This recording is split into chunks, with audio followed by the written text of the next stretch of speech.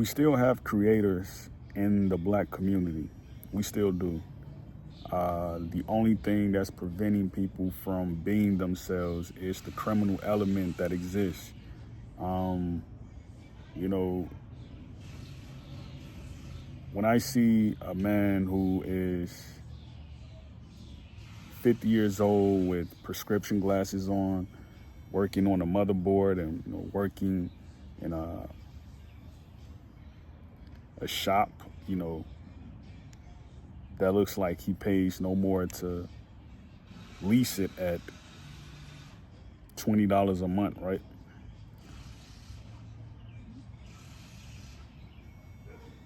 When you see him and he's walking in the community, right? You know,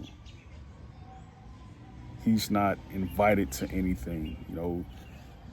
The same goes for the women, right?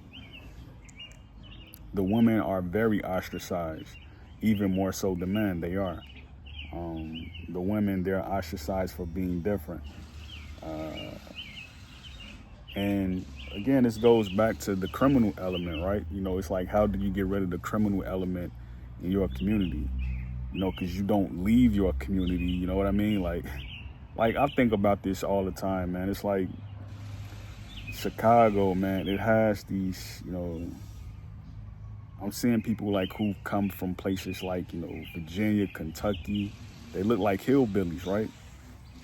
And it's like, how do you get on the south side of Chicago? And the only thing I can think of what led them there is that was the drill scene. Because when you go back to the 2000s, go back to the 90s, you didn't see any you didn't see any white people walking around.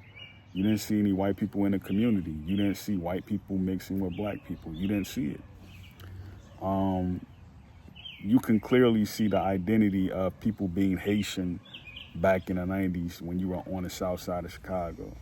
People who look distinctively different from Haitians. They have been people who come from the suburbs, or they may have come from a neighboring township where there were white people. So you see where the mother or the father leaves and they come back to Chicago. Now the son or the daughter, they're African American, so that happens, you know what I mean?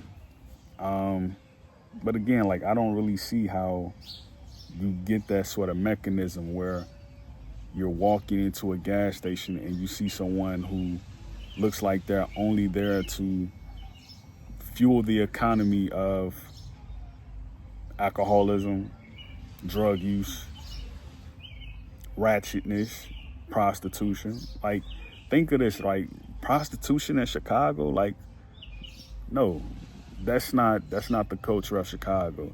So when you see stuff like that happening, that's when you know it's time for you to up and leave. It's time for you to up and move. I notice though, like wherever foreigners go, right? I notice prostitution seems to run rampant in areas. We were not known for prostitution when there was a black Chicago, like prostitution, that was just like out of the question, right? If you did something like use drugs or anything like that, you were looked down upon, you were looked down upon. Like the people who had come from the South, right? Who had come from the parts of Delta, Mississippi, the parts of Clarksdale, Mississippi. They didn't know anything about rolling blunts or know anything about, chopping up a rock or anything like that, right? They didn't know anything about that stuff. That stuff came from the communities who were outside of some of the cities of the people who had went north.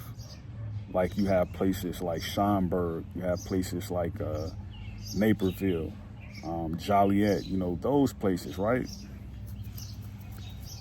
Indiana, right? They're notorious for coming over into Chicago trafficking drugs.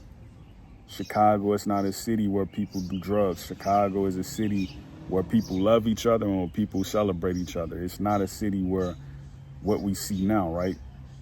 Like even the element of violence, right? That's foreign. You know, Chicagoans, they're not a violent people.